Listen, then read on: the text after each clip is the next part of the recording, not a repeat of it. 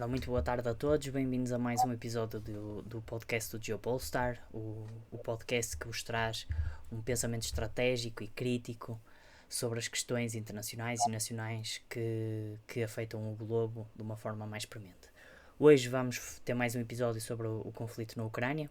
Tem havido vários desenvolvimentos e felizmente as águas têm acalmado e já não estão tão turvas e é possível começar a ter algum pensamento mais estratégico sobre aquilo que se tem passado.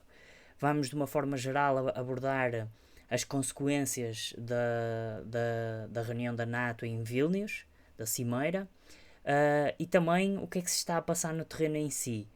De uma forma muito rápida, vamos passar já à análise de Vilnius, que me parece, Eduardo, que não terá sido assim tão central, não terá sido assim tão produtivo quanto aquilo que se pensava, já que foi uma cimeira que foi organizada com bastante pompa, bastante circunstância, teve bastante tempo até a sua ocorrência e foi bastante construída dentro dos mídias como algo que seria histórico e transformacional no conflito e na segurança europeia, mas não me parece que tenha sido assim. Qual é a tua opinião?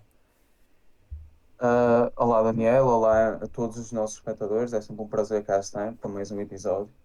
A minha opinião sincera é que é como tu dizes, foi uma fachada gigantesca que se criou em torno desta cimeira, cria contornos históricos totalmente irreversíveis e estruturais para a história do espaço Euro-Atlântico.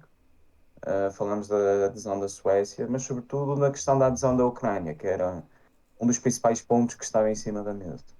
As promessas que se fizeram da adesão da Ucrânia ficaram exatamente como estavam antes de si para Vilnius. Nada ficou cumprido e tudo ficou com uma ambiguidade gigantesca no ar.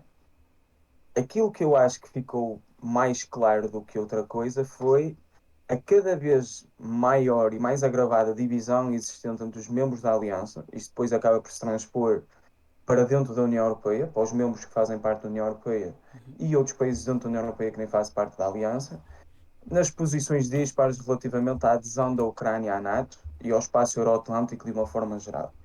Eu destaco essencialmente aquilo que foram as declarações do secretário de Defesa britânico, Ben Wallace, Sim, que, criticando os pedidos recorrentes e incessantes de Zelensky por mais armamento, disse que o Ocidente não era uma Amazon, em que ele poderia encomendar o que quisesse, que chegaria no espaço de dias. sim. Isto vindo do secretário de Defesa britânico é uma declaração bastante significativa. Até porque, em resposta a isso mesmo, o Zelensky criticou, não é? E disse para eles próprios ensinarem como é que o Zelensky deveria continuar a pedir armas.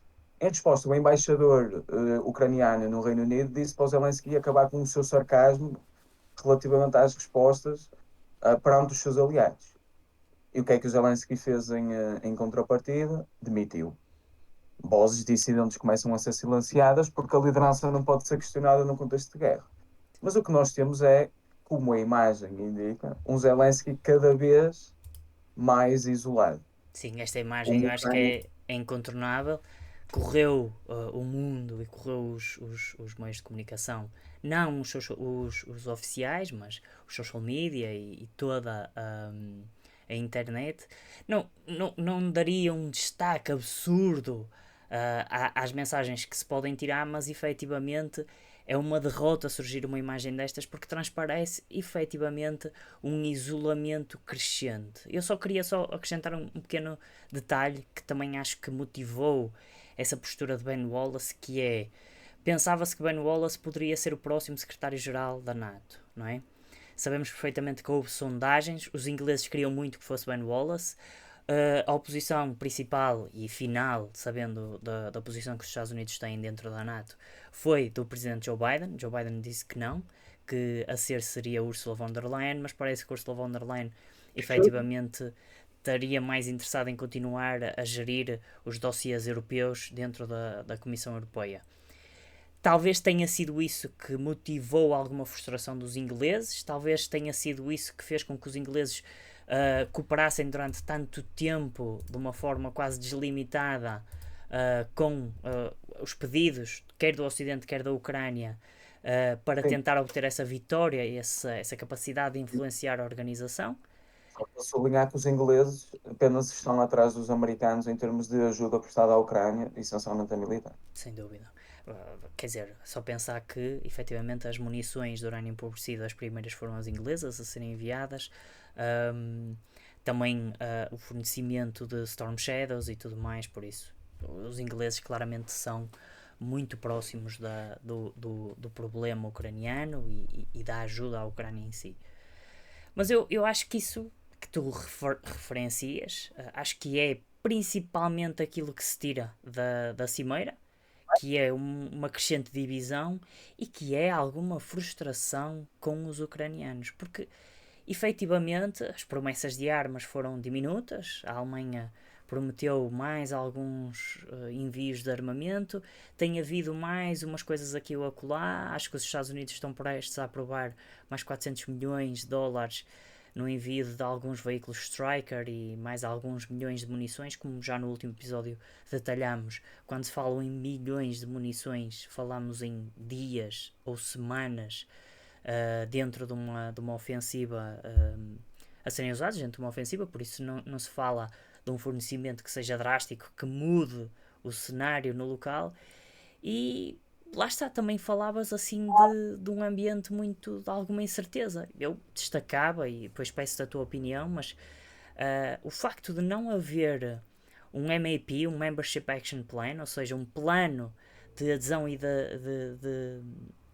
da Ucrânia à NATO, pode ser visto como uma vitória, um avanço, um acelerar do processo de integração da Ucrânia na NATO, mas também pode ser visto, como alguns analistas já o disseram, como uma derrota para a Ucrânia, porque torna todo o processo de adesão turvo, difícil de perceber, pouco claro, porque se tu não tens uma lista de padrões que tens que seguir ou uma lista de exigências que tens que cumprir para poder aceder e entrar na NATO, a tua entrada pode ser sempre negada e não é preciso grande fundamentação, argumentação, nem tu tens capacidade de contra-argumentação. Eu parece-me que efetivamente a Ucrânia ficou bastante de mãos a abanar, se calhar, nesse aspecto. Eu acredito que o facto de esse Membership Action Plan não ter aparecido de uma forma clara também foi um bocadinho para baralhar a cabeça dos russos, Ok. no sentido de não expor totalmente aquilo que se está passando. Mas eu estou mais na linha em que tu estás a dizer que isto, na verdade, não traz benefícios para a Ucrânia, porque não há um plano delineado, ou seja, há as garantias, há a certeza da adesão aparente, não é? Que eu acredito que com o passar do tempo e o degradar da situação no terreno, a NATO ainda se continua a dividir mais quanto a essa adesão. Mas o Stoltenberg está farto de dizer que a Ucrânia vai aderir com certeza à NATO. Uhum. Agora, quando e como é que não se sabe. E Para já um país que que está Ucrânia em vai guerra, aderir, não é? exato. Para já um país que está em guerra não pode aderir. E depois, tudo o que isto me sinaliza, e apesar de podermos ter essa consideração de que podem estar a disfarçar por causa dos russos, não é? Aquilo que o Sun Tzu diz, temos que iludir o inimigo por forma a termos algum tipo de vantagem, Uhum. eu quase que me parece que isto é um bluff gigantesco perante a Rússia. É quase que a ameaçar os russos de que, ok, vocês se continuam a atacar a Ucrânia eventualmente será território NATO, estarão a atacar a NATO e a potenciar a ativação do artigo 5, que é algo que ninguém no mundo quer. Uhum. Mas isso não vai acontecer entretanto. Porque o Ocidente, neste momento, está com um dilema gigantesco.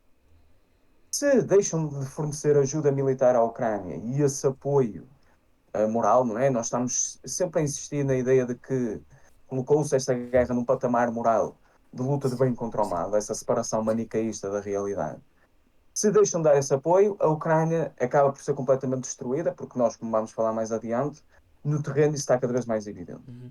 Por outro lado, se continuam a dar, acabam por esgotar os próprios estoques de armamento e a NATO acaba por enfraquecer no meio deste processo todo. Uhum. Portanto, no meio disto tudo, eu acho que a promessa da adesão da Ucrânia é mais uma tentativa de não perder a face àquilo que tem sido o investimento literal e metafórico dos países ocidentais já no conflito.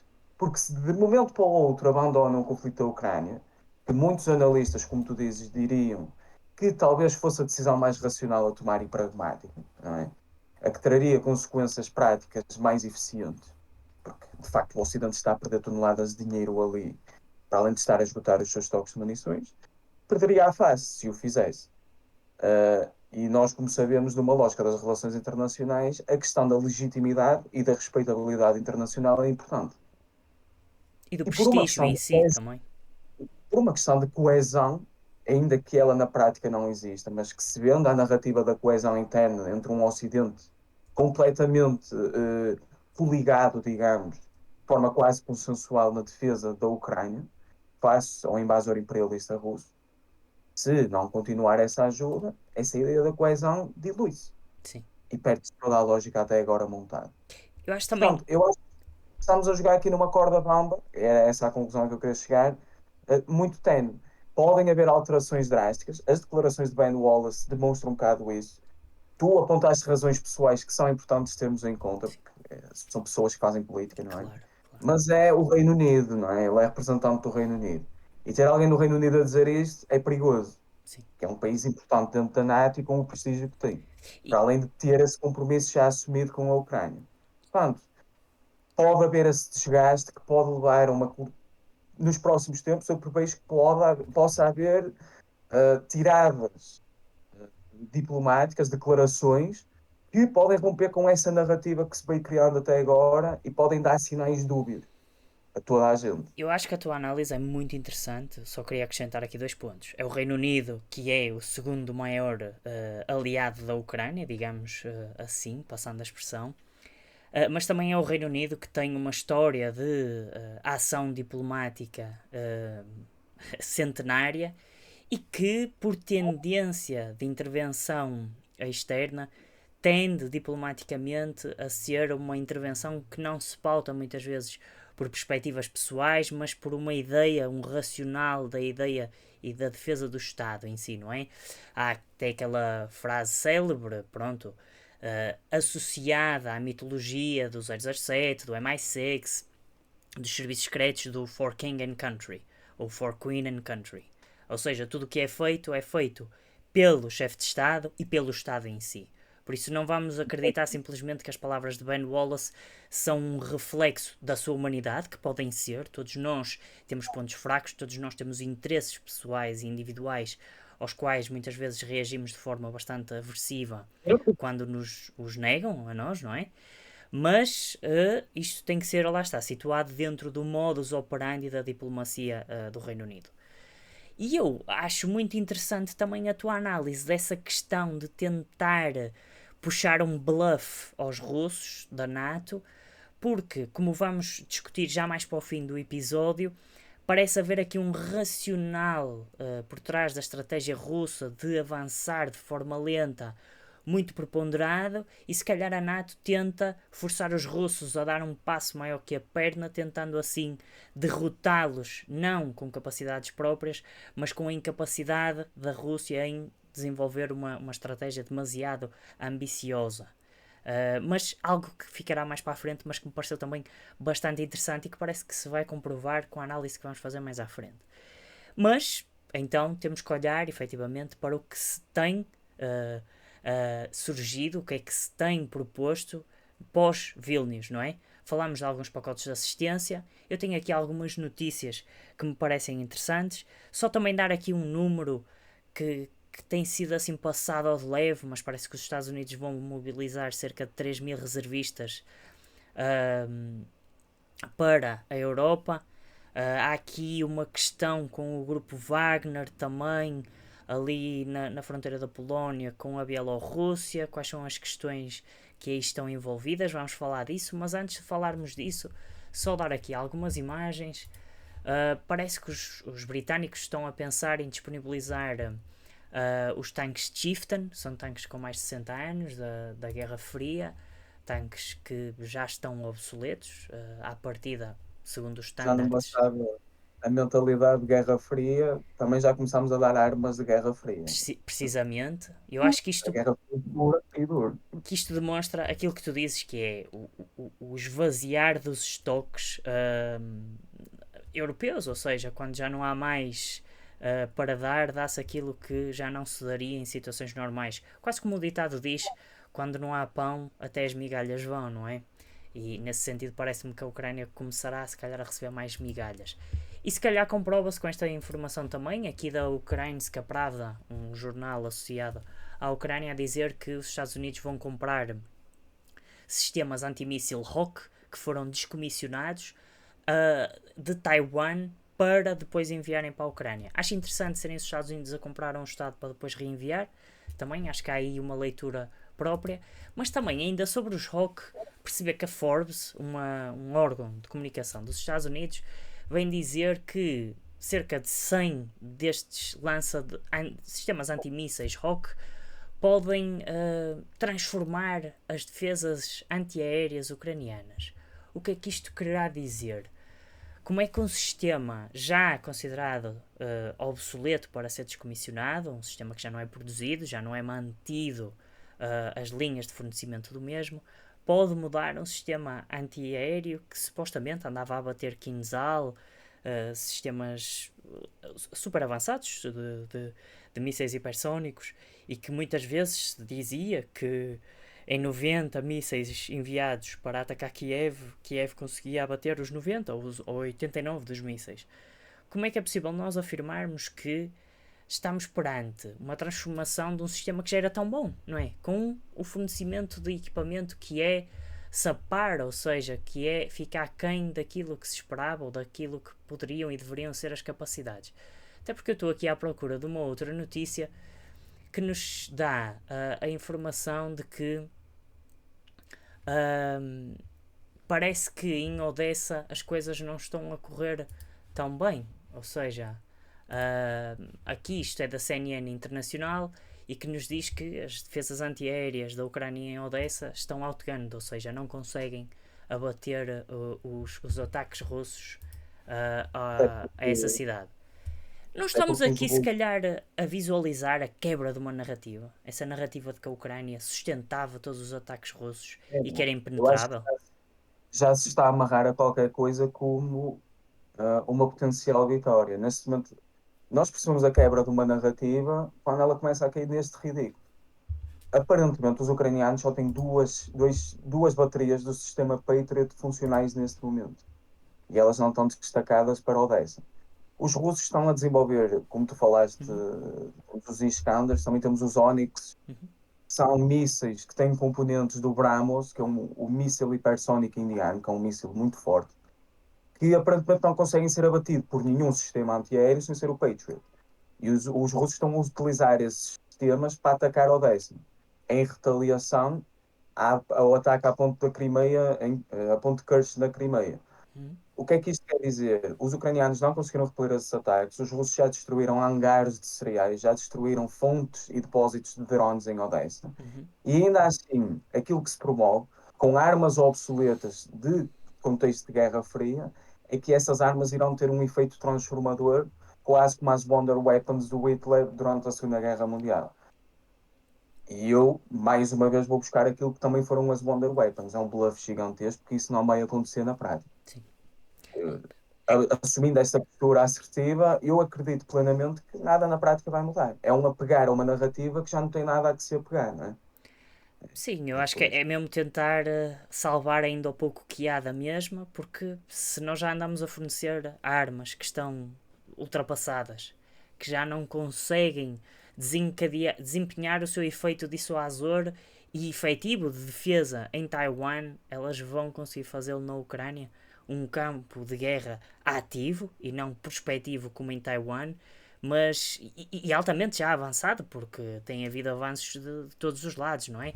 Temos também uma notícia, por exemplo, que a Rússia, neste momento, tem 100% de proteção e eficácia no abate dos HIMARS fornecidos pelos norte-americanos. Por isso quer dizer, é claramente um campo de combate que está desenvolvido, que está aperfeiçoado, e se estamos a mandar armas que já não são assim tão capazes quanto isso, o que é que isso nos querá dizer? e em contrapartida, os russos aparentemente estão a desenvolver armas cada vez mais capazes. Isso, isso. Eu vi uma notícia sobre um drone que tem capacidade de hibernar no ar Ok. antes de atacar. Chama-se o Joker Multipurpose, Uhum, que tem capacidade de hibernar para evitar defesas antiaéreas, que é um drone nativo russo feito com componentes, acho que já é iraniano. uhum. que os russos estão a desenvolver. Falámos dos alligators, falámos dos M1, os Mi-51, Uhum. falámos desses mísseis que estamos para aqui a dizer. Portanto, os russos, em termos de capacidade do armamento, eu acho que estão muito acima dos ucranianos, porque, como vemos na contraofensiva, todo o armamento, não é todo, não é neste momento, para já, mas um terço aparentemente do armamento que o Ocidente já mandou, sobretudo no que diz respeito aos tanques, já está destruído. E é esse o problema. E eu acrescentaria aí que a fragilidade da narrativa não se prende só com a capacidade das armas de um lado ou do outro.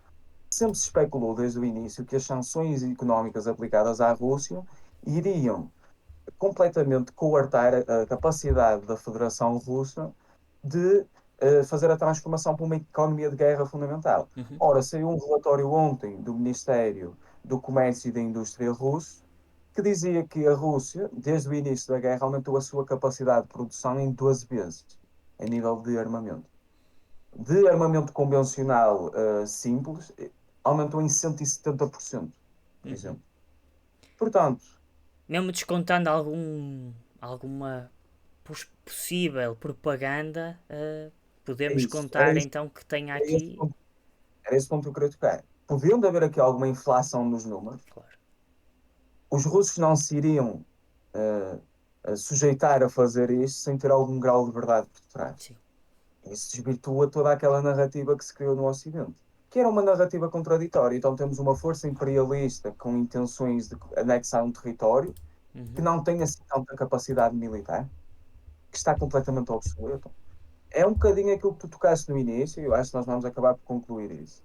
Que isto é uma guerra de slow burn, não é? Eu Uhum. acho que os russos estão a preparar o terreno para quando efetivamente alguma coisa a sério tiver que acontecer, eles estarem mais do que preparados para que isso aconteça. Eu acho que essa E é a isso, lógica que vem aí. Acho que sim. isso implica uma preparação estratégica, mas também implica uma preparação económica, não é? Sim. O robustecimento da Económico-social. economia Sim. russa para que seja possível uma resposta, pode ser uma resposta de um Ocidente na sua generalidade, como uma potencial reforço da contraofensiva ucraniana, que eu acredito piamente que não vai acontecer. Uhum. Acho que os ucranianos estão mesmo nas últimas, Uhum. infelizmente. Os ucranianos e Infelizmente, nós, porque, por o exemplo, povo ucraniano, não é? Mas a Ucrânia em si, o país vai ser completamente destruído. Não sabemos quais é que serão os objetivos finais dos russos. Mais uma vez, o fornecimento de armas por parte do Ocidente também torna isto um bocadinho ambíguo, uhum, porque se vamos dar armas de longo alcance, a zona tampão que se tem que criar entre a Ucrânia e a Rússia tem que ser maior. Portanto, isso forçará os russos necessariamente a anexar mais território, ou pelo menos a manter tropas ativas numa parte neutra, pode ser neutra, pode não ser, desmilitarizada, possivelmente. no território em que os ucranianos não podem ter forças militares, para garantir que o território russo não é atacado a partir da Ucrânia assim do nada, Sim. para garantir a própria segurança nacional. Portanto, nós temos aqui esta dualidade das coisas e uma dificuldade cada vez mais adensada da Ucrânia de se defender. Sim, E até a porque, narrativa de integrar-se. sim, por exemplo, temos aqui mais uma do Financial Times a dizer Ukraine's urgent need for supplies lays bare Europe's defense industry. E logo a seguir dizem que a procura só vai conseguir ser colmatada pela oferta daqui a anos, pelo menos pela indústria de defesa europeia. Aquilo que nós também já temos vindo a falar várias vezes. E isto está-nos a apontar tudo para o quê? Para o facto de que a contraofensiva ucraniana, aquilo que nós andámos à espera durante quase meio ano, que era uma contraofensiva da primavera, que depois passou para o verão, está efetivamente a fracassar. Por exemplo, temos outra notícia do Business Insider que diz que há pilotos ucranianos a dizer que a Força Aérea é outclassed, ou seja, não consegue competir, não conseguem fazer nada no ar com aquilo que tem. Já falámos sobre as questões dos F-16 e tudo mais, mas o quão isso às vezes pode ser inviável. E por falar em F-16, que continua a ser difícil, a única coisa que se conseguiu em Vilnius nesse aspecto foi programas de treino e não se conseguiu efetivamente desencadear ou não os processos de venda e fornecimento dos F-16. Mas temos, por exemplo, uma notícia a dizer que os Estados Unidos vão reciclar 119 caças de quarta geração F-15E para conseguirem remodelar 99 modelos que ainda têm. E isto faz-nos considerar que, quer dizer, há aqui um diálogo acérrimo sobre o fornecimento ou não de F-16, quando os Estados Unidos vão andar quase a destruir 120 F-15s e para terem 100 F-15 operacionais. Há aqui, parece-me que quando efetivamente é preciso e há necessidade de ajudar, se calhar este seria o primeiro equipamento a ser enviado imediatamente e depois pensaria nos F-16, pelo menos. O que é que soa a bluff gigantesco? Sim, Mesmo. sim.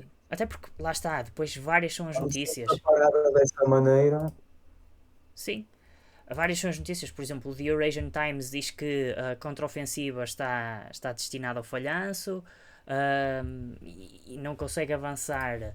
Uh, Também temos, por exemplo, tu falavas nas questões das perdas dos tanques e o Business Insider diz-nos que as unidades ucranianas estão a deixar para trás os tanques e a avançarem a pé por causa das minas usadas pelos russos. Sabemos perfeitamente que a zona de tampão, a zona de segurança dos russos, faz um recurso maluco a minas anti-tanque e com isso já perderam bastantes equipamentos blindados e lá está, prova-se que a contraofensiva tem dificuldade. Mas, como tu dizes, bluff, bluff, bluff, ou pelo menos fugir para a frente, eu às vezes gosto de dizer isso, às vezes uma pessoa quando se vê encurralada só pode fugir para a frente, não é que vá lutar para a frente, mas vai fugir para a frente, e por exemplo, temos outras notícias que dão a entender isso, por exemplo, o Expresso a dizer que, uma reportagem nos bosques do Donbass a dizer que a contraofensiva ainda não começou a sério. Ahm, há mais notícias. Fala-se ainda hoje, acho que ouvia nas notícias, estamos a 25 de julho, que agora é que vai começar a segunda fase da contraofensiva. E se vai agora começar ou não, a mim parece-me que se a primeira fase foi o que foi e terminou, podemos dizer que a partida terá sido uma falha estratégica ou não terá resultado em grandes vitórias, porque só se conseguiram conquistar alguns territórios, algumas centenas de metros quadrados. Se a segunda ofensiva vai começar agora, tem apenas 2 meses no máximo para surtir efeito. Não sei, a mim continua-me, lá está, eu concordo contigo, parece-me que estamos a fugir à realidade, estamos aqui a tentar encontrar alternativas para justificar algo que não se passa no terreno, no território diretamente. Ao mesmo tempo, enquanto fazemos isso, estamos a criar outras narrativas, estamos a criar outras alternativas para lá está, retirar a preponderância àquilo que é os resultados efetivos do campo de batalha. Por exemplo, sabemos perfeitamente que houve um grande burburinho relativamente à questão da central nuclear de Zaporizhia e, por exemplo, hoje dizem no DW, um noticiário alemão, de que efetivamente a Agência Internacional de Energia Atómica encontrou e confirma minas perto da central nuclear. A questão é que quando lemos um pouco mais essa notícia e vemos um pouco mais os detalhes, confirmam minas, mas é entre as zonas militares restritas e as zonas civis mais abertas ou mais circuláveis por parte, ou menos seguras da central. E pronto, e como sabemos, esta questão da central nuclear, tivemos todas aquelas alegações que havia bombas e minas nos telhados dos reatores e tudo mais. Mas tudo isso foi feito sabendo que a central foi construída durante a Guerra Fria, é uma central cujos reatores estão no subsolo e que por isso são resistentes a ataques diretos, até por bombardeamento de aviões e de mísseis de precisão. Ou seja, o facto do DW estar a dizer que há minas reforça de uma maneira indireta aquela crença criada inicialmente que os russos efetivamente iam atacar a sua própria central, uma central não é deles, mas controlada por eles, mas com que objetivo? Até porque há centrais nucleares noutras zonas da Ucrânia, controladas pelo Estado ucraniano, que se calhar seriam mais proveitosas de atacar se fosse o intuito atacar um asset nuclear, não é? A única coisa que resulta daqui é o quê? Um ataque à central nuclear de Zaporizhia é eficaz se for atacado os silos de combustível, quer seja o combustível novo que ainda irá entrar para ser usado na central, quer seja o combustível velho que está guardado em sarcófagos e que pode criar uma pequena ruptura e uma pequena contaminação nuclear na zona. Como não se fala de uma quebra de um reator, em que pode espalhar uma pluma de material radioativo pela Europa, falamos de uma pequena contaminação na zona. Mas isso nem aos russos será estrategicamente viável, a não ser que estejam a perder o território e que se queiram retirar sem que ninguém ocupe essa zona. Por isso, eu acho que efetivamente aqui é mais uma vez uma narrativa a ser trabalhada e manipulada, quase como uma marionete, para cumprir objetivos. Mas há vários outros sinais de como o Ocidente se continua a, a mobilizar contra a Rússia, se continua a aguerrir neste tipo de confrontação. Por exemplo, temos aqui por parte da Euronews a notícia a dizer que a Lituânia vai retirar os direitos de cidadania e de residência a russos que tenham visões desleais. Ou seja, a mim já me começa a parecer um bocadinho perseguição política a oponentes dos vários regimes que existem na União Europeia, e quando eu digo regimes, não no fator negativo de conotação de corrupção, totalitarismo, autoritarismo, mas regimes políticos, seja em que estrutura existam. E ao mesmo tempo, se calhar, como a ofensiva não consegue ganhar espaço. E falando daquilo que tu também dizias há bocado, que é a NATO a ameaçar que entra dentro da Ucrânia para ver se os russos não fazem nada, por exemplo, temos mais uma notícia que a Rheinmetall vai destacar defesas antiaéreas próprias da empresa e do Estado alemão para proteger uma futura fábrica de equipamento militar que vai instalar na Ucrânia. Ou seja, parece que perante a incapacidade ucraniana terá que haver envolvimento direto. Esse envolvimento direto neste momento ainda não é possível, ainda não é desejado pelos Estados ocidentais, então faz um envolvimento direto e indiretamente, que é coloca-se material ocidental controlado por pessoal ocidental para proteger interesses ocidentais dentro de um país terceiro. Começa-se, se calhar, a colonizar um pouco a Ucrânia, talvez se possa dizer isto, não sei se será o mais correto, mas parece-me que será essa a estratégia. Isto, quando também sabemos que houve ataques hoje em Moscovo e que o chefe de Estado-Maior das Forças Armadas Ucranianas admite possíveis ataques. Uma notícia dada pela SIC Notícias e referem-se exatamente a Valery Zaluzny, que diz que a Ucrânia pode ter interesse e terá legitimidade em atacar alvos diretamente em território russo. E o que é que isso também nos quer dizer, não é? Quando o Ocidente se vem a desmarcar desse tipo de ação e quando já aconteceu, Sim, por exemplo, na zona de Belgrado. sim. Casa Branca veio imediatamente dizer que não coadunava com esse tipo de ataques diretamente em solo russo. O Ocidente um bocadinho a distanciar-se da tentativa da escalada diretamente para si. Do Como conflito, das sabemos, consequências, não é? Belgorod foi capturado material norte-americano. Sim. É toda uma situação bastante complexa, Isto, no porque fundo, é como tu parece-nos dizes. apontar de que o conflito não interessa ficar neste nível de escalada, neste nível de confrontatividade. Parece que há interesse em algumas partes em escalar, em aumentar, em projetar a violência. O que é que tu achas sobre isso, Eduardo? Eu acho que sim, até porque eu acho que isso está diretamente relacionado um pouco com uma potencial preparação que o Putin já está a fazer para essa escalada. O facto do Ocidente negar o envio de armas e depois enviar, e andamos nesta lógica de que nós não queremos escalar o conflito, mas acabam sempre por escalar. Os Estados Unidos enviaram munições que laçaria a comunidade internacional que esteve completamente calada, quando isso é proibido em mais de 120 países, Uhum. por causa da natureza que as munições têm. o facto dos ucranianos já as terem utilizado. Tudo isto demonstra como, ainda que na retórica possa haver ali algum espaço de conciliação, na prática, há uma demonstração clara de escalada. Mas eu, quando falo da retórica, falo do lado ocidental, porque se formos olhar do lado russo, os russos têm sido muito pouco ambíguos naquilo que têm dito. Que vão responder adequadamente, que vão responder com todas as forças disponíveis. E já não falo só do Medvedev.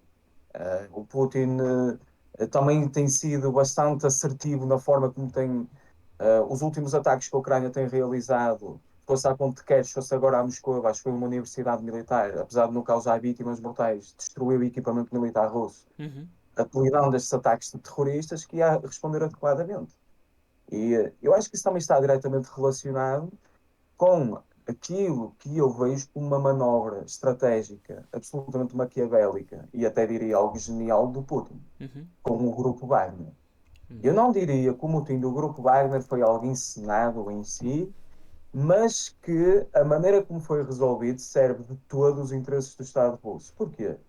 O grupo Wagner, como nós sabemos, acabou por ser, o Prigozhin e membros do grupo Wagner acabaram por ser exilados na Polónia não, na Bielorrússia, tendo o Lukashenko recebido poucos dias antes armas nucleares táticas russas. Uhum. Agora, o que é que se tem passado na Bielorrússia nos últimos tempos? Numa base militar a 5 quilómetros da fronteira polaca, 2.500 efetivos do grupo Wagner expandiram essa base e têm dado treino às forças bielorrussas. Aquilo que se especula é que, na verdade, isto foi tudo uma grande encenação. Eu, mais uma vez, não quero concordar com isso a 100% porque é uma suposição. Claro. Para abrir uma nova frente. E não é só uma nova frente de invasão pelo norte, por exemplo, a tomada de Kiev na Ucrânia, como nós já mencionamos aqui. Pode eventualmente ser a preparação para uma ofensiva contra a NATO. Porquê? Por causa de uma falha, um choke point estratégico fundamental que existe na Europa, que se chama Suwalki Gap, a falha de Suwalki, que é uma linha de terra de 100 km que liga a Bielorrússia ao exclave russo de Kaliningrado, onde está a frota do Mar Báltico russo, que está localizado na Lituânia. E esta linha de 100 km pertence quer à Polónia, quer à Lituânia. Mas o grupo Wagner, e o Lukashenko que esteve reunido com o Putin em São Petersburgo, acho eu, ontem, afirmaram claramente que a Polónia poderia vir a ser um alvo a bater. E o que é importante saber desta linha Suwalki? Se os russos conseguem tomar essa linha, conseguem excluir logo os três países do Báltico do resto da NATO, para começar, Sim. porque é a única ligação que existe entre a Polónia e esses países do Báltico, que é a Polónia que faz a fronteira com ele. Fazendo a ligação entre Kaliningrado e a Bielorrússia, cria uma nova frente. E qual é que é o problema? Dada a natureza da ligação entre o Estado bielorrusso e russo, a Polónia, que tem vindo a sair com algumas declarações muito agressivas contra a Bielorrússia, e mobilizando tropas para a fronteira, mobilizou cerca de 1.000 tropas para a fronteira, Precisamente. já veio dizer o Putin que um ataque à Bielorrússia seria considerado uma agressão direta contra a Rússia. Sim. Por isso é que eu penso assim, o destacamento de armas nucleares táticas não foi de nada desconsiderado destas potencialidades. Não, não. Até O porque. grupo Wagner está lá também não pode ser. Como é que de repente foi uma ideia de gênio que surgiu assim de repente? De facto, isto até pode ser proveitoso para nós. Eu acho que, na verdade, foi uma manobra estratégica do Putin gigantesca, porque pensamos como é que o Ocidente se apegou, a nível dos headlines, das manchetes que foram criadas, Uhum. ao eventual golpe militar russo. Foi logo visto como um momento de mudança, um absoluto. Uma vitória, uma perda para o regime A russo. Rússia está fraturada internamente, isto é um sinal claro disso. Temos a decadência do regime russo e de repente o Putin continua no poder. O grupo Wagner está a dar treino a tropas aliadas ao exército russo e está tudo bem. Sim. Porque os russos não estão a colocar. Imaginamos que é o grupo Wagner que toma a Suwalki-Gap. Não estão a colocar o seu próprio exército lá. Estão a colocar mercenários. Sim. O que cria uma linha cinzenta legal também bastante difícil de Sim, porque quem descortinar. não ataca então, quem ataca não será a Rússia, será uma identidade própria, dispar, terceira, não é? Parte do conflito. em que faz aquilo que os Estados Unidos têm feito na Ucrânia, que é o probable deniability, ou, não Sim, é? é o plausible Plausible deniability, não é? deniability, isso mesmo. Lá está, os russos podem simplesmente afirmar que foi um motim do grupo Wagner que entrou pela Polónia adentro e que desenvolveu operações militares contra os Tu ex-russos. tocaste aqui num ponto essencial, porque o que é interessantíssimo no meio disto tudo? É o Putin poder agarrar-se sempre ao argumento do motim para justificar ações párias do grupo Wagner. Claro, Tudo o que o grupo Wagner fizer não será com ordens do Putin. sim. É Será outra com ordens, insurreição, outra insurgência, sim. exatamente, contra as ordens de Moscou. E quem é que vai negar isso? Vão atacar a Rússia porque um grupo de mercenários atacou outro país? Eu também vejo outra coisa, que é, nós sabemos que as Rules of Engagement das armas nucleares russas dizem que um ataque que seja significativo contra o Estado russo, que ameaça o Estado russo, pode justificar o uso de armas nucleares estratégicas ou táticas. Se Vladimir Putin já fez a equiparação de um ataque à Bielorrússia como um ataque à Rússia em si, então podemos já perspectivar que um ataque à Bielorrússia será um ataque à Rússia, será um desencadeador das armas nucleares que já estão em território bielorrusso. Sim, É que mas eu já nem acho, precisam ser declaradas de território russo. eu acho que, acima de tudo, têm sido jogadas estratégicas que cobrem todas as bases. Ou seja, sabemos perfeitamente que a Polónia tem vindo durante bastante tempo a dar apoio a movimentos contra o regime bielorrusso. Lukashenko sentia-se já bastante ameaçado nesse sentido. Antes da guerra rebentar na Ucrânia, tinha havido uma tentativa de golpe de Estado que depois foi sanada internamente pelo regime. E eu acho que Lukashenko só tem ganho nesse sentido. E acho que, e agora pegaste aí num aspecto fundamental, o Putin também acusou a Polónia de ter intenções de conquista territorial de natureza irredentista na própria Ucrânia, Sim. dada a natureza histórica do antigo Império Polaco, não A é? zona da Galícia, sim, sim. E a zona ocidental da Ucrânia, Que o próprio o- Putin já piscou o olho, já falámos disso várias vezes, já piscou o olho aos polacos a dizer que, efetivamente, se essas questões irredentistas se limitarem ali à zona mesmo da Galícia, que passa ali por Lviv e à volta disso, que os russos não se oporiam a isso desde que fosse negociado ahm, com eles próprios, não é? Quase no fundo a meter o chamado poison pill dentro da NATO e dizer ok, fiquem com o vosso território que vocês desejam e rebentem com a união e coesão interna da vossa aliança de defesa. Porque, a questão é essa. E ao mesmo tempo em que isto se desenha, aparentemente estão a ser destacadas mais de 200 mil tropas, não é? 100 mil em cada lado, nas linhas da frente da contraofensiva ucraniana. O sul. precisamente, eu acho que isso é algo que não está a ser muito debatido e está a ser um erro. Porque a Ucrânia, neste momento, desenvolve os seus principais esforços de guerra é na zona um pouco a sul, na zona ali de Zaporizhia, mas que não está a ter grandes resultados. Mas acima de tudo, para onde se tem dedicado, e parece que até já removeram tropas dessa zona mais a sul de Zaporizhia e concentraram à volta de Bakhmut e Adivka. A Adivka já está sob pressão há bastante tempo, não está cercada a 100%, ou seja, há vias de comunicação e há formas de entrar e sair da Adivka, mas está rodeada por conquistas de território russo.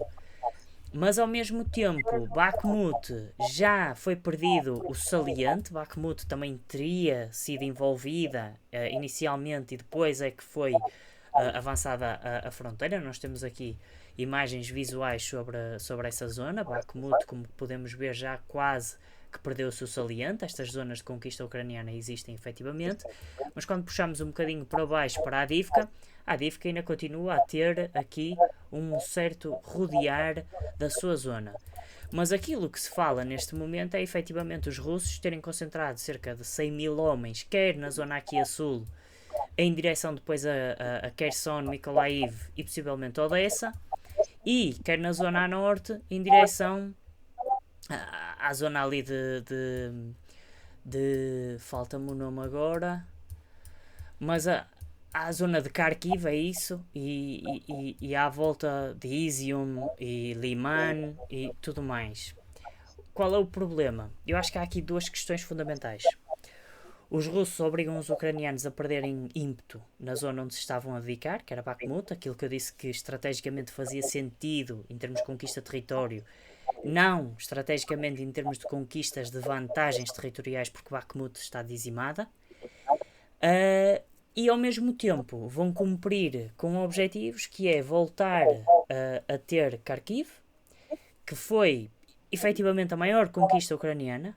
Foi há cerca de um ano que os ucranianos lançaram uma contraofensiva em Kharkiv, despedaçaram quase um exército inteiro para o fazer, mas conseguiram fazer conquistas territoriais substanciais e significativas. E ao mesmo tempo, os russos podem garantir essa derrota absoluta e a conquista de Odessa, que, a par do desenvolvimento do acordo de cereais, me parece indicar isso. Não sei. É, e até pelos números que apontam, cerca de acordo com alguns relatórios, 900 tanques, 555 sistemas de artilharia e 370 lançadores de foguetes, que é uma ofensiva que se assemelha, por exemplo, aos números que os russos prepararam para invadir o Afeganistão na altura, em 79. O Putin meio que está a dar a sinalética aos ucranianos que está na altura de começar a apertar. E estará. E o contexto em que nós vivemos, não é? O verão está em vias de acabar. O facto de esta resposta à contraofensiva ucraniana por parte dos russos, com o realocamento de mais efetivos, que muitos até dizem estar mal preparados em alguma medida, por causa desse serviço militar obrigatório e mesmo os mais jovens, que isso também é Sim, outra questão que se sim. deve debater. Uhum. Mas o destacamento destes efetivos, de facto é essa sinalética de que a Ucrânia, como eu já mencionei e volto a reforçar, na minha perspectiva, está nos seus últimos fogos. Uhum. E os russos estão a impedir que esses últimos fogos sejam de alguma forma substantivos. E vamos ver como é que isto se desenrola no terreno. Eu acho que a nível estratégico pode ser uma jogada de mestre. Porquê? Estamos no fim da contraofensiva ucraniana, ou pelo menos da primeira fase, mas claramente há desgaste, houve perdas e há desgaste. Tu não consegues estar sempre a correr para a frente. Sabemos perfeitamente, por exemplo, a Blitzkrieg alemã foi feita em grande parte com recurso a estupefacientes, metanfetaminas, para manter os soldados motivados e capazes de lutar dias e dias e dias a fim, sem quebras de força, sem quebras energéticas, sem quebras de moral. Os ucranianos estão nesta contraofensiva há mês e meio, dois, mais ou menos. Ou seja, o desgaste é claro neste momento. Os russos estão a preparar uma contraofensiva nesse exato momento. E no momento em que, quando a contraofensiva russa se desenlaçar, pouco será o tempo para a Ucrânia lançar uma contraofensiva da sua parte. Ou seja, os russos podem conquistar território e depois terão um inverno para fazer consolidação do mesmo. Criar outra vez sistemas de defesa amplos e abrangentes, linhas duplas ou triplas e consolidar esse território. Fazer aquilo que não aconteceu certamente em Bakhmut, daí Bakhmut eu continuar a dizer que é expectável que possa cair, ainda seja uma zona de grande concentração de efetivos militares, e basta só recordar que eu concordo que efetivamente pode haver efetivos russos que não tenham o melhor treino e preparação possível, mas há notícias de que as fábricas de produção de armamento blindado mandaram uma nova remessa de T-72 B3Ms e de T-90 para a frente. São os tanques mais avançados que os russos têm. E ao Tem que mesmo ter alguém que os saiba operar. Sim.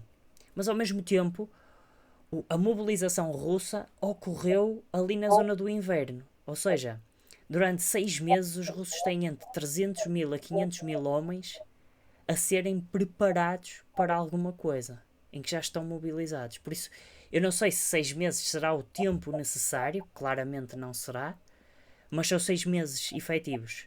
Talvez tenha sido o mesmo tempo que os ucranianos tiveram para lançar a contraofensiva, mas na altura a contraofensiva ucraniana falava-se à volta de 60 mil tropas treinadas no Ocidente. Ou seja, E operar armas que não tinham treino sequer, nem conhecimento sequer de como funcionar. podem ter tido um pouco no Ocidente, mas sim, em termos de Também há essa interoperabilidade, diferença. terá sido Também há essa diferença. baixa. Não sei, eu acho que se está a moldar isso. Eu até tenho aqui uma perspectiva própria que quero partilhar contigo, Eduardo, e com quem nos está a ouvir, que é, Eu acho que há uma lógica própria porque dos russos terem feito uma alteração das suas perspectivas e da sua estratégia para o conflito. Nós sabemos que o conflito começou de início nos moldes da Guerra Relâmpago, da Blitzkrieg alemã, em que chegaram rapidamente a Kiev, conquistaram zonas extensas de território e depois retiraram-se de Kiev, recuaram as suas linhas e consolidaram. Eu acho que há uma lógica própria para esse desacelerar, para esse conter das expectativas e dos desejos militares. Principalmente, a primeira que pode haver é a incompetência própria dos russos. Os russos podem ter sido incompetentes, podem ter dado passos maiores do que as próprias pernas e não terem efetivamente conseguido sustentar os ganhos que adquiriram no terreno.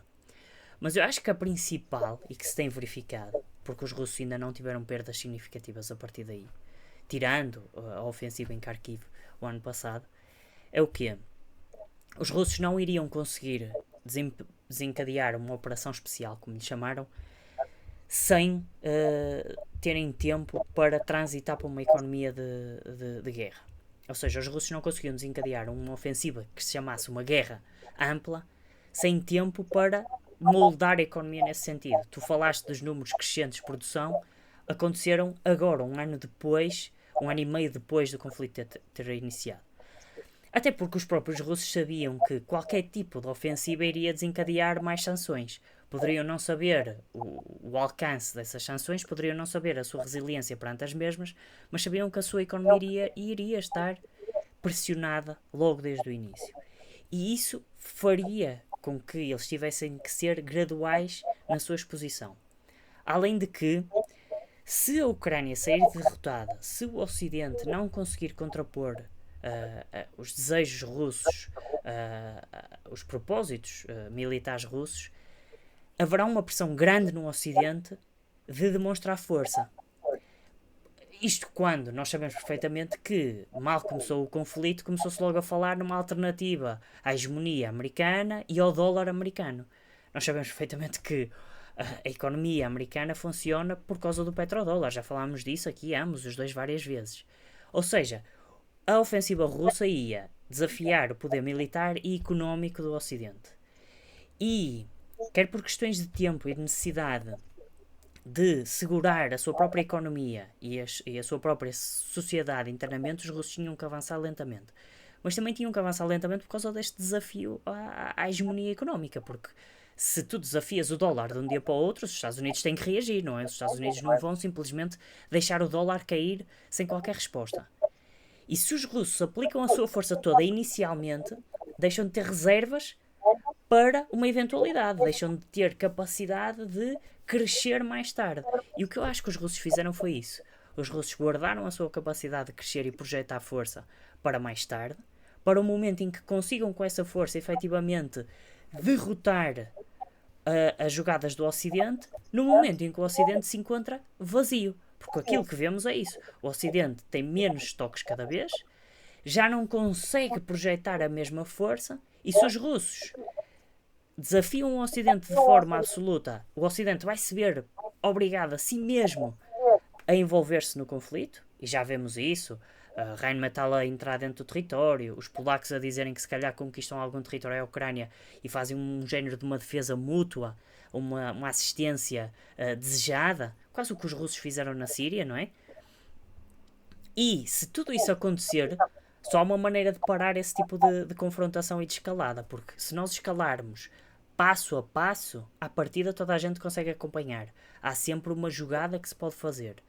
Mas se houver um dos lados que escala de forma bastante grande, aquilo que o Ocidente muitas vezes dizia que os russos estavam sempre prontos a fazer, que era o escalate to de-escalate em termos nucleares, ou seja, usar uma arma nuclear estratégica para depois obrigar a uma rápida negociação para não haver um holocausto nuclear.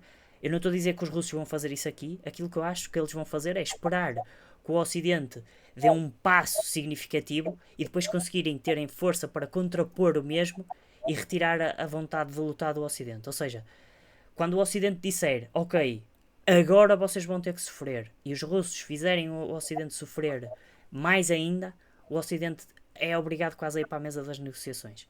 Porque se vê Sim, incapaz de lutar. Eu acho que é por eu acho causa disso.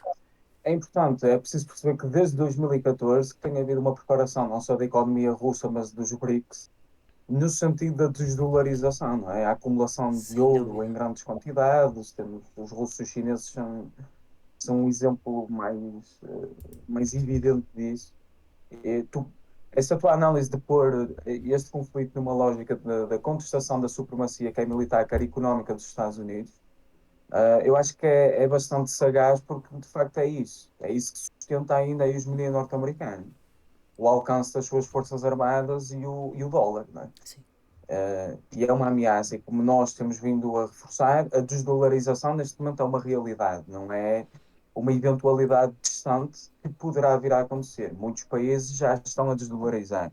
Não será com certeza o rublo a moeda a substituir o dólar, não é? O rublo, até comparativamente ao dólar, é uma moeda mesmo muito fraca, Sim. mas é uma moeda dos BRICS. E o Putin, que foi um dos primeiros advogados da ideia da multipolaridade ao nível global, beneficia o próprio com isso. E ele sabe que precisa da China também no meio desta contestação à hegemonia económica norte-americana. No que diz respeito ao desgaste militar, é precisamente isso. Para o Putin, neste momento, interessa é que a guerra continue, porque para o Ocidente, foi aquele dilema que eu levantei no início, que é, para o Ocidente, a continuação da guerra significará o estoque das suas munições. Vulnerabilidade para um eventual ataque aos russos, como tu dizes, está a vir. Não é um ataque em si de uma super ofensiva, quase como a Operação Bagration, não é? Uhum. Expulsão dos nazis, não é Sim. isso.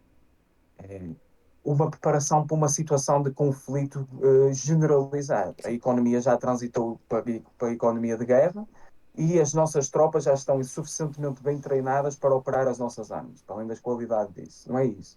É. O Ocidente desgastado não terá forma de responder. E ainda que haja um caso belli para se ativar o artigo 5 da NATO, a NATO não terá capacidade para responder de forma convencional, como no papel eles acham que têm e como na narrativa vendem que têm. E se o Ocidente deixa de dar ajuda à Ucrânia, a Ucrânia acaba por ser derrotada. Sem E o dúvida. Putin acaba por conquistar os objetivos da Operação Militar Especial, o que ele auto-intitula, não é? Como Sim, sim, sabemos, é uma sim, sim, sim, invasão sim, ao sim, direito sim, sim, sim, internacional. sim. E, no fundo, é uma lose-lose situation. É isso que eu quero dizer, Claro. na lógica ocidental. Mas isto só funciona se eles tiverem reservas de força. Se eles conseguirem, ao momento de escalada do Ocidente, dobrar ou triplicar a ameaça. Certo? Sim, sim, sim. Porque se os russos neste momento já tivessem efetivamente muito desgastados, não é? Tivessem feito conquistas grandes de território, tivessem neste momento a ameaçar Kiev em si ou qualquer outra zona da Ucrânia, mesmo perante essas vitórias todas, se eles não conseguissem impedir o envolvimento direto do Ocidente com força própria, então os russos poderiam ganhar a guerra no terreno, mas perdê-la estrategicamente, ou seja, serem obrigados a irem para a mesa das negociações sobre Sim. o desígnio do Ocidente. Mas aqui o que eu acho que os russos estão a fazer é inverter o papel ao ponto de dizer isso. Ok, NATO, vocês querem guerra? Vamos para isso, nós temos capacidade, vocês têm. E a NATO se calhar vê-se obrigada a recorrer às negociações para ganhar tempo, para construir as suas capacidades para lutar mais tarde. Eu acho que é isso que nós nos estamos a aproximar. Os russos efetivamente têm 2 meses para responder, estão a preparar-se para isso. Eu acho que vêm aí respostas sérias, vêm aí conquistas significativas. Os russos estão-se a preparar para saltar. E ao contrário da Europa e dos Estados Unidos, como tu tens dito, que é um tigre com dentes de papel, vamos ver, vamos ver. O ditado antigo sobre a China era que era um tigre de papel com dentes nucleares. Aqui continua a haver dentes nucleares. O papel acho que também se verifica neste momento. É isso. É um bocado a pegar a ideia de que a hegemonia unipolar norte-americana ainda é uma realidade e que os Estados Unidos são e serão sempre a potência incontestável. Mas esse paradigma já está a ser mudado, não é? Uhum. A China acho que foi o maior contributo para que isso acontecesse. Mas é uma realidade nova. A ideia que nos pintam que a NATO é a aliança militar que protege a democracia, como a conhecemos no sentido liberal, é uma aliança militar totalmente incontestável e invencível. Eu acho que se está a desvirtuar um bocado. Eu tenho aqui cada duas vez coisas mais. para lançar nesse sentido. Uma, a nível da questão económica, só tentarmos terem ideia que eu acho que neste momento aquilo que os Estados Unidos pagam em juros da sua dívida está-se a começar a aproximar de cerca de 100% do PIB interno do Estado. Ou seja, para termos uma ideia que os Estados Unidos, a nível económico, estão insuportáveis se não tiverem o petrodólar. É insustentável a sua dívida. Ahm, e outra coisa interessante que eu acho que tu tens dados relativamente a isso é: primeiro, há sempre essa questão de que a NATO tem muito poder e que é, acima de tudo, uma aliança defensiva. Vamos ver o que é defensivo. Defensivo é perante um ataque inicial. Na questão da Jugoslávia, não sei se houve um ataque inicial à NATO, mas a NATO interveio. Na questão da Líbia, a NATO interveio. Na questão do Afeganistão e do Iraque, a NATO interveio. E nessas três questões, se bem que ali o Afeganistão e o Iraque havia aval do Conselho de Segurança para essa intervenção, ou seja, não houve um concordar da Rússia e da China, mas houve um abster relativamente às operações. Na Jugoslávia e na Líbia foram ilegais. Foram atos ofensivos ilegais, porque não foram sancionados pelo Conselho de Segurança. Na Líbia houve um Sei que exceder, na Líbia foi legal, mas o mandato da NATO é que foi foi estendido, porque a NATO excedido, sim. só iria criar uma no-fly zone e acabou por atacar alvos do regime de Gaddafi, não é? Mas daí eu dizer que acabou por ser, não ser sancionado, acabou por ser ilegal, porque assim, Sim, sim, o que projeto passou inicial. com completa impunidade, É apesar isso, de estender o mandato. é A isso, Jugoslávia foi claramente ilegal. é isso Foi mesmo. claramente ilegal. Pronto. Mas isto só para desmistificar um bocadinho essa ideia, eu não me oponho à NATO em si. Eu acho que a existência de alianças defensivas claras, não secretas, mas claras, são boas para O fator impedir dissuasão. isso, para a sua dissuasão. O problema é quando são usadas ofensivamente. E outra questão é: eu acho que tu tens alguma informação sobre o crescimento dos estoques nucleares americanos e sobre como é que isso efetivamente demonstra que a NATO está-se a fragilizar. Sim, aparentemente, de acordo com um pedido de um dos últimos painéis do Congresso, os Estados Unidos têm que reforçar a produção de armas nucleares. E os Estados Unidos já não produzem armas nucleares há cerca de uma década. E aparentemente têm que reforçar essa produção para dezenas no espaço de anos, até 2035.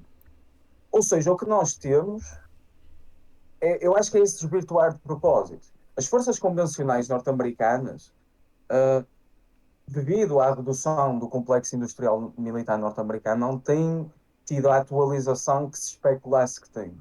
Ainda estão presos a modelos antigos em várias dimensões das Forças Armadas, seja os helicópteros, os Apaches e os Black Hawks.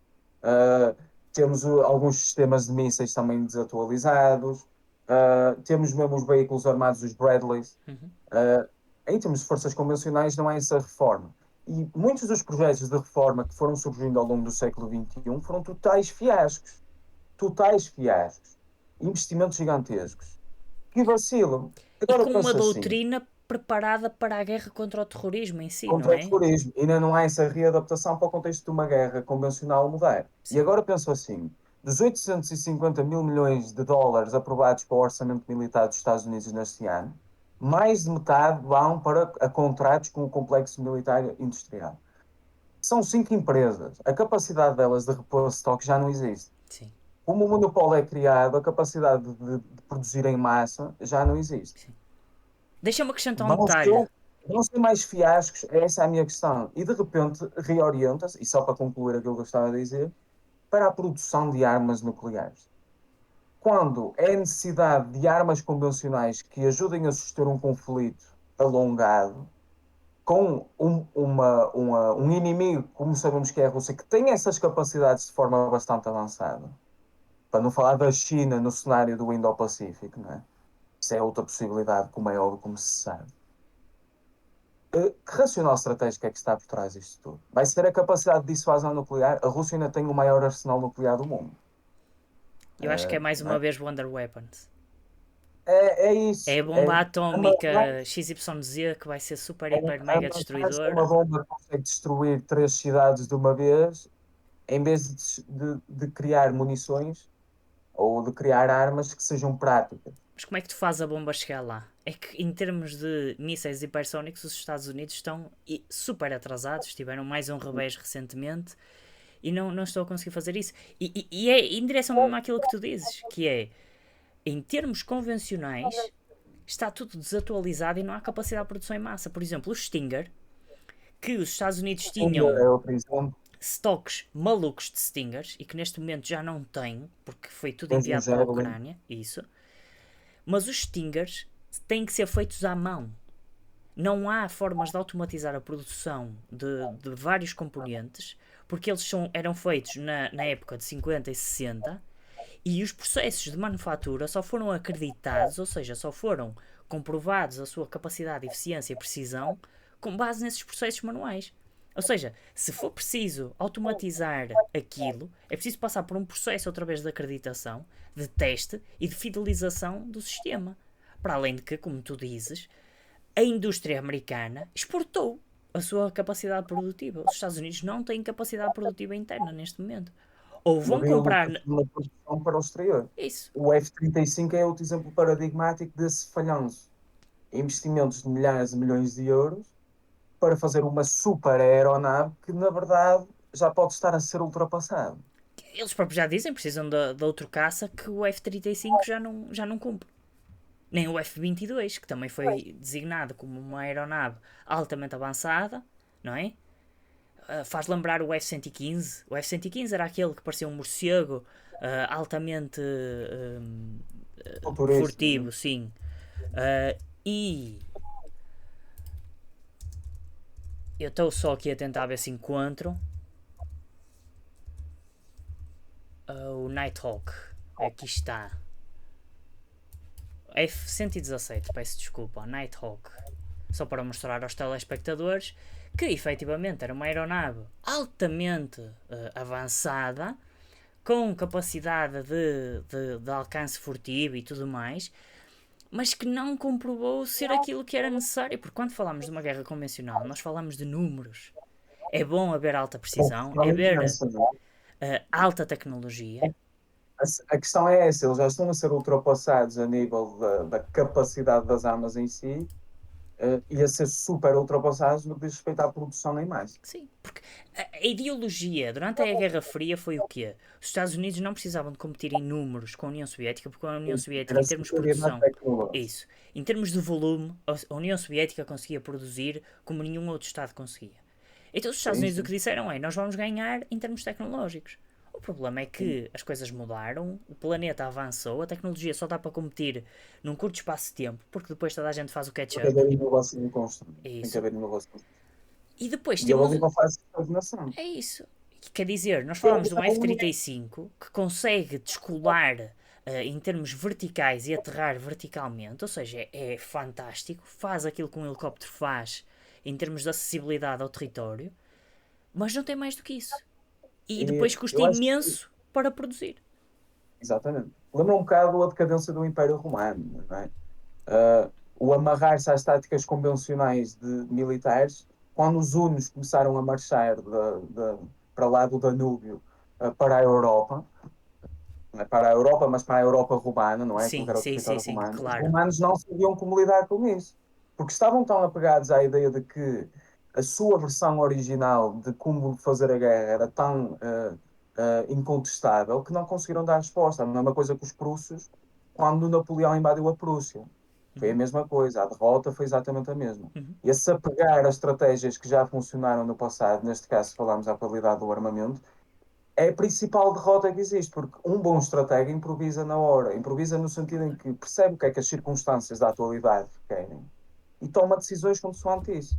Porque se nos vamos apegar àquilo que já existe e é conhecido, porque é que não, os nossos inimigos também vão perceber que isso é assim que funciona, e isso é claro. uma grande vulnerabilidade do nosso lado. Os americanos também foram derrotados assim no Vietnã. Sim. É tudo uma questão de arrogância em determinada medida, falhar. Inflexibilidade. E não é só isso. A dependência do complexo industrial militar é uma grande lacuna, porque as cinco grandes empresas desse complexo é a Raytheon, é a Boeing, é a Lockheed Martin, mais duas, eu BAE esqueço-me sempre de Systems uma, e tudo mais, sim. têm subcontratados, ou seja, há peças, há determinadas peças dos armamentos que elas próprias produzem para empresas subcontratadas.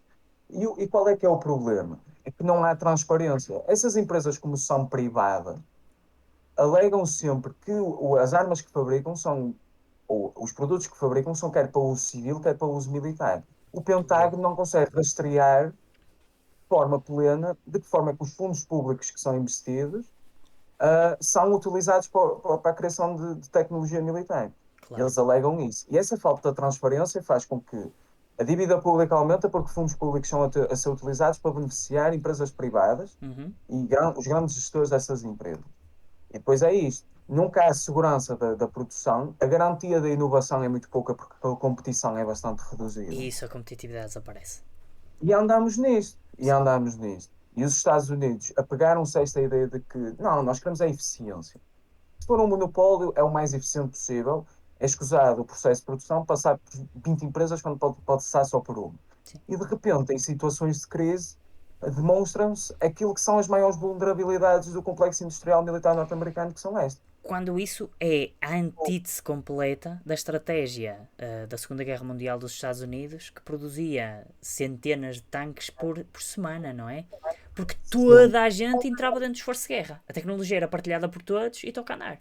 A única coisa em que não aconteceu de facto foi no desenvolvimento da bomba atómica, no projeto Manhattan, em que efetivamente houve montes de tecnologias que ficaram secretas durante décadas e que depois, quando entraram no mercado, propiciaram um grande desenvolvimento tecnológico. Mas a questão é, uma coisa é teres um nicho que é altamente desenvolvido tecnologicamente e que é protegido por causa disso, mas a base militar tem que ser de crescimento exponencial ou possível, não é? Os é Estados isso. Unidos não conseguem Os escalar Estados neste Unidos, momento. com a financiarização da economia, pá, é um bocado tendencioso, mas eu li isso no livro do Chomsky, Uhum. que Quem Governa o Mundo, acho É que é uma um livro perspectiva, é fenomenal. válida. Exato. Ele fala de que a financiarização da economia norte-americana fez com que a especulação financeira ganhasse uma outra dimensão dentro da economia dos Estados Unidos.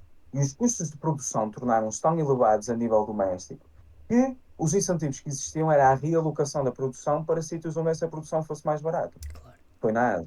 Aquilo que se criou com a financiarização da economia foram os benefícios a nível administrativo. Ou seja, regularizou-se aquilo que os grandes gestores podiam fazer, Uhum. os grandes aglomerados poderiam fazer. E Claro. o que é que isso fez? Foi beneficiar o 1% da economia norte-americana, que são os super ricos. Sim. Quando a classe média, os salários não sobem há praticamente décadas, não é? Claro. Ajustados sempre à inflação. Claro. E isto fez com que os Estados Unidos, que no final da Segunda Guerra Mundial foram provavelmente o Estado mais próspero que alguma vez existiu na história da humanidade, Tiveram uma era dourada. tinham em si 50% da riqueza mundial, só os Estados Unidos da América. Isso foi-se perdendo gradualmente por causa disto. Uhum. Medidas económicas, planos de investimento público que endividaram muita coisa, Sim. guerras falhadas, não é? A guerra também consome imensos fundos públicos. Claro. Todos esses fatores contribuíram para que os Estados Unidos perdessem a sua capacidade industrial e para chegar ao estado em que estamos. Isto para concluir como que, apesar de em situações de paz isso não aparentar ser uma preocupação muito preeminente, neste momento que é uma crise que eu acredito e totalmente nele de certeza que é estrutural e histórica, quer o Covid também tem influência nisso, para as Uhum. economias em si, mas Sim. agora com este contexto da guerra da Rússia, Veio este piorar, sem contexto, dúvida. num momento de crise, isto é uma debilidade gigantesca. E isto vai ter consequências durante décadas. Isto é um enfraquecimento. Não se- A China está à espera que isto aconteça. A China tem uma qualidade gigantesca em termos culturais que é o bide your time. A ideia de aguardar pelo tempo correto para as ações serem tomadas. Os chineses não se importam de esperar. Ainda que o Xi Jinping esteja já velho, Uhum. e isso também passa um bocadinho pelo legado que ele quer deixar, né, da reunificação com Taiwan. Sim, sim. Não pode ser descortinado. Não pode ser deixado de lado, não descortinado. Claro, claro. Mas os chineses sabem esperar. E os Estados Unidos estão, de facto, a sofrer rudes golpes em várias frentes. Os Estados Unidos tiveram sempre uma forma de agir em termos de política externa que se pode dizer como desastrada, não é? A forma como interviram no Vietnã. É sempre com uma perspectiva própria, que não olha aquilo que existe, não olha a história, porque eles não têm uma concepção histórica, um registro histórico. É uma civilização muito jovem ainda. É isso, é isso, é isso. E é só em salvaguarda daquilo que são os seus interesses preeminentes. Uhum. Vemos a dubiedade da postura norte-americana, por exemplo, agora na questão de Israel, não é? Sim, Porque Israel é o baluarte norte-americano no Médio Oriente, tirando da Arábia Saudita, que está a gravitar cada vez mais para o lado da China e da Rússia. Não sim, é? O lado da China por causa do fornecimento de petróleo que os Estados Unidos não precisam, e o lado da Rússia por causa dos preços do petróleo. Manipulam os preços na OPEC para manipular os mercados internacionais. claro. E por causa disso silencia-se. O que os Estados Unidos fizeram sempre, e isto é uma perspectiva um bocadinho drástica, mas eu acho que, na minha perspectiva, é real. Olharam para o mapa mundial e perceberam que áreas de influência é que nós temos que ter, onde é que temos que assegurar a nossa pegada. E a partir daí movimentavam-se, Uhum. sem olhar aquilo que tu dizes. Por ser uma nação tão jovem com uma história em crescendo, Sim, não é? eu acho que isso também é uma perspectiva que não pode ser ignorada, porque efetivamente eles tiveram momentos de choque, de dificuldade, mas eles ainda não tiveram uma decadência. Nós É olhamos isso, não Portugal, tiveram a cadência do Império. crescimento, decadência. Reino Unido, crescimento, decadência. Todos eles, a China, mesmo quando a China, em termos regionais, era um império, A China sempre teve uma história assim, de altos e claro, baixos, percebe? claro. Houve períodos de prosperidade imperial gigantesca e outros mais. E o Os Estados Unidos problema, têm esta história recente e depois é sempre a ideia do excepcionalismo norte-americano associado. isso, isso. Isso é, a psique norte-americana é que são eles que têm, não diria a razão, mas são eles que têm a solução. E que Só eles é que sempre são que foram iluminados o suficiente. confrontados com uma dificuldade eles conseguiram se sobrepor. Isso é um mito nacional, porque Guerra Civil, eles conseguiram dar a volta, não é? Eles sofreram, mas deram a volta. Primeira Guerra Mundial, eles também deram a volta. Segunda Guerra Mundial, ui meu Deus, ainda pior, certo? Eles, até porque havia uma lógica na Guerra do Vietnã que era o quê? Os nossos pais e os nossos avós pagaram a dívida deles na Segunda Guerra Mundial. Agora é a nossa vez de nos superarmos, de nós mostrarmos que a nossa Era geração também é do, excepcional. o heroísmo pela via da guerra, É pela via do isso, provar o patriotismo é norte-americano isso. dessa maneira. Sim. Há muito essa ligação íntima, ou não diria o belicismo, mas o marcialismo, quase Marcialismo, como isso aos seres mesmo. É um humanos. Estado marcial, os Estados Unidos, É, claramente. é, E vê-se porque é, eles é inspiram-se muito isso. em Roma, não é? É isso, a cultura militar de que está associada diretamente ao patriotismo e ao ser americano, isso. O Dia das Precisamente. Forças Armadas, a maneira como isso se celebra, como eles são vistos como uns heróis quase que sem comparação, não é? Sim, E sim. está associado a isto tudo. Nós acabamos por divagar aqui um bocadinho, Não, mas acho que mas faz sentido porque isto aponta-nos para o que vem aí, que é isso. são. Nós estamos a olhar para isto de uma separação daquilo que é o terreno de batalha, não é? Nós elevámos-nos acima do terreno de batalha para tentar olhar para o mapa de uma maneira geral E ver as e não correntes é internacionais. exatamente, não fazendo um exercício de futurologia, mas perceber que tendências internacionais é que são prevalecentes na atualidade, que isto tem, naturalmente tem influência histórica, não é? Claro. E como é que isto no futuro se pode desenrolar, até pelas movimentações que estão a acontecer. Uhum. E eu acho que é fundamental. E foi uma maneira bastante boa de terminarmos este nosso episódio. Sem dúvida. Porque, pronto, é isso. Demos uma perspectiva mais generalista para além do campo de batalha. Num futuro episódio iremos falar de outro aspecto fundamental que também irá agudizar este contexto, que é o acordo de cereais.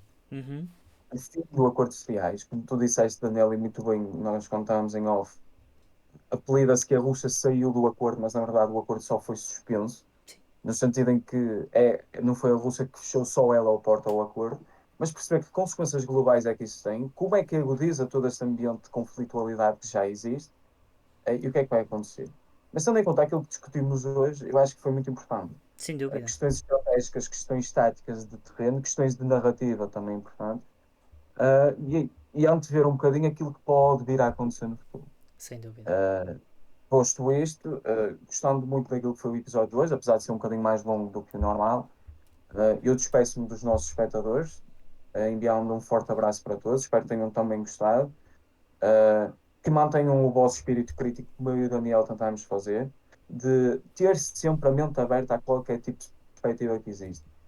Porque se há o mínimo de probabilidade de ela ser viável e razoável, nós temos que perceber de que modo é que isso funciona. E os homens e as mulheres mentem, mas os factos não.